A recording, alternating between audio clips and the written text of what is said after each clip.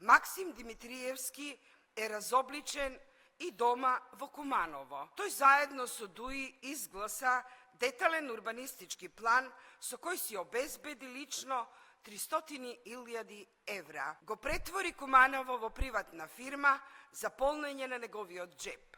Со поддршка на ДУИ и со молк од ВМРО ДПМНЕ, тој ги продаваше интересите на граѓаните за лични сделки.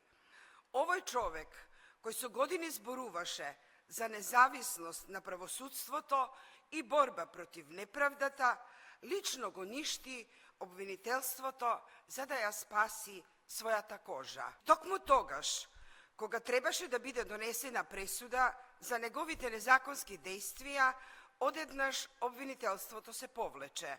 Максим Димитриевски денес е символ на политичар кој си ги погазил своите принципи и ветувања.